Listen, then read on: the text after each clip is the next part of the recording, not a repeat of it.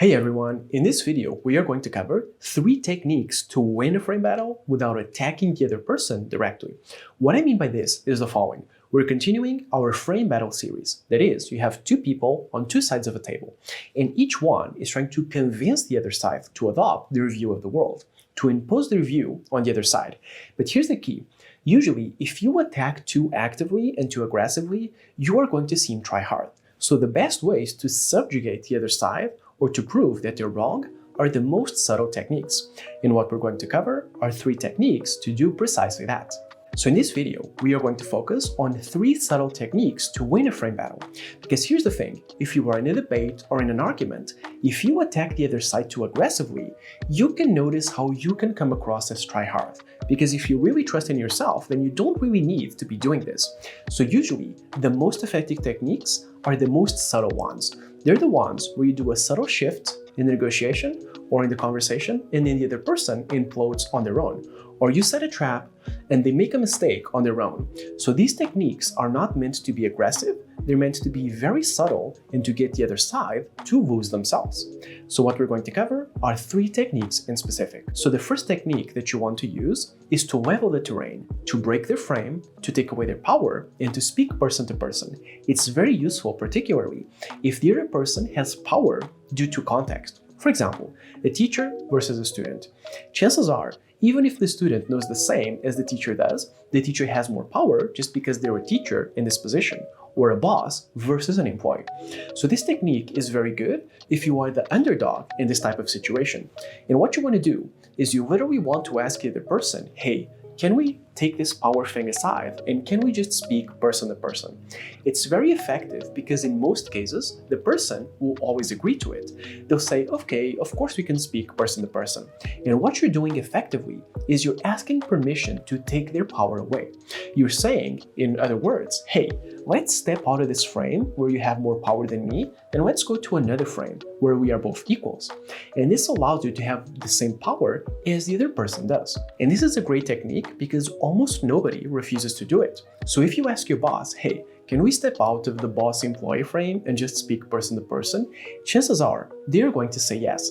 And if they don't say yes, then you can be aggressive. And then you can say, okay, why don't you think that we can speak as equals or in a neutral way? And you can turn it on them. The second technique is to direct the conversation or the debate towards the outside of the realm of expertise of the other person.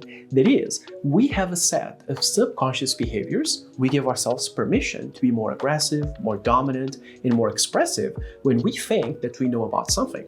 So if you prove to someone that they don't really know about this topic, they are going to allow themselves to be less commanding, less aggressive, and they are going to be more stifled. So for example, let's say that in your company, you have a problem which is about marketing data, and you have a data expert who is just owning you. They're saying, this is my area of expertise, this is what we should do, this is what we should not do, don't listen to anybody else, I'm the expert. So what you can do is you can say, hey, I don't really think that this is a data issue, it's a marketing issue. The problem is not with the data themselves, or the IT infrastructure, whatever it is. The problem is with the marketing terms.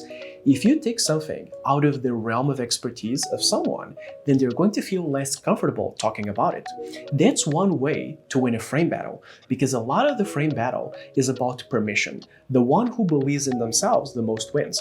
That's why dumb people are so good at debates, because they just hammer on and on and on, and they don't even react when someone attacks them with a logical thing or with something that is actually true. They don't even recognize it. So by that same token, if someone is comfortable because they know about a topic and you convince them that this isn't really about that topic, they are going to feel less comfortable. Well, you're not going to win the whole frame battle just with this technique, but you are going to go a long way in making the other side feel less comfortable and give themselves less permission mentally to be more aggressive or to speak more honestly and to speak more openly. You are stifling them and you are blocking them in a way. Our third and final technique is to make something seem new or innovative. That is, in our example about marketing data in a company, for example, the data person thinks it's their expertise because they know about data historically. But that's the key. You can state, hey, These are new data, this is a new architecture, this is a new way of doing things. It's very recent, so all due respect, I don't think that your expertise actually covers it. An example of this that I love is in the movie The Social Network, where the Winklevoss twins are speaking with the Dean of Harvard, if I'm not mistaken, and he's saying, well, Facebook can't be worth millions at all because I know companies, I've known a lot of companies, I know about technology and evaluation, and Facebook is not worth millions by any means. And this is an example of how your expertise in historical terms does not prepare you for something which is new. So what you can do is you simply make something seem new to make the person's expertise seem irrelevant. Now, naturally, you can do this in a polite way or you can do it in an aggressive way. But what you want to do is you want to slightly change the topic of the conversation to something that is not within the realm of expertise of the other person. And again, because of that, they feel like they have less power and less mental flexibility to deal with the topic. So these are 3 very subtle ways to break a person's frame and to make them lose a frame battle. The first is if they have more power, ask for permission to take that power away. Tell them, can we take the power dynamics away and just speak person to person? And in most cases, they will say yes. The second technique is to take the discussion away from their realm of expertise, saying, hey, it's not about this thing that you know, it's about this thing that you don't know. And the third technique, which is a variation of the second, is to make something seem new to make their expertise irrelevant. It's saying, hey, I know that you know about this, but this is a new thing. You don't know about this. It's very recent. So these 3 techniques are very useful to weaken someone's position in a frame battle.